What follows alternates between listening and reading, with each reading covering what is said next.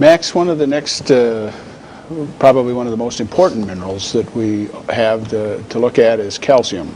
And calcium, it seems, is no matter where you look today, you're hearing somebody talking about calcium and the need for calcium in bones and so on and so forth. And I think there's a lot of hype in many cases, a lot of information and a lot of misinformation about calcium. Can you tell us a little bit about calcium? Well, you know, calcium, of course, is needed in pretty high quantity for your typical minerals. And you have a wide variance in what the recommendations could be relative to age and stage of life even.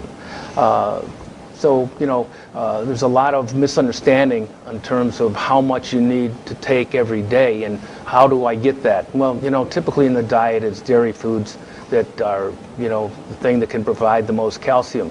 And a lot of people, you know, especially adults, don't want to take too much in the way of dairy because it, you know, oftentimes can cause you to have other problems, you know, weight gain and too many lipids and things such as this. So they'll, you know, not take their dairy, and then they run into the problem with not getting enough calcium in their diet.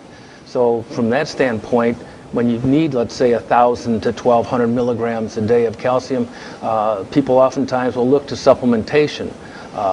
The important thing is looking for a supplement that is going to be well absorbed, because not all forms of calcium are absorbed as well as one another. And there's been a tremendous amount of clinical research on the relative absorption rate of different calcium forms. And there's been, you know, certain hype, if you will, about certain forms of calcium, only to find that, you know, the hype was incorrect.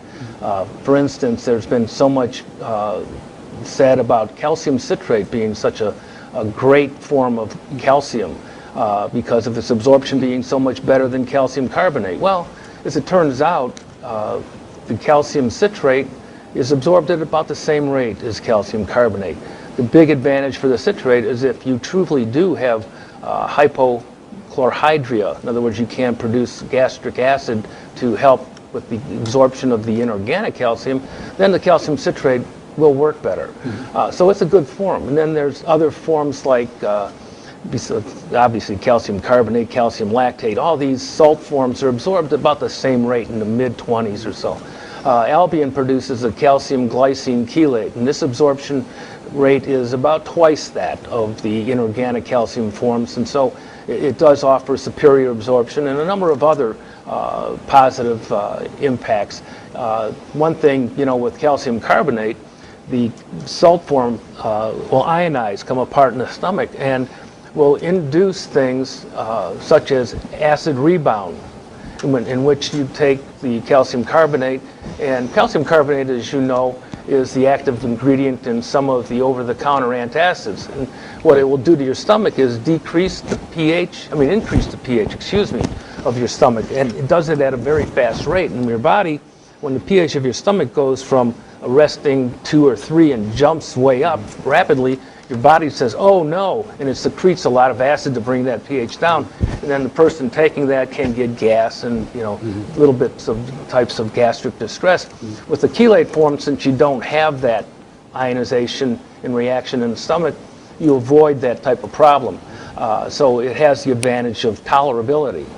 Well, the one thing, the things such as calcium carbonate offers an advantage to a tablet maker in that it's got a higher percentage of elemental calcium. So you can put more calcium in a single tablet than you can with the chelated form. However, with the chelated form, you don't need to put as much calcium in there to begin with, because you're going to have much higher absorption. So, you know, things like calcium citrate, calcium lactate, well, actually, lactate is a bad example, come to think of it, because that also has a low elemental calcium level. But, you know, the amount of calcium present in the compound will also, probably the higher the percentage calcium, the more problem you're going to have with gastric reaction.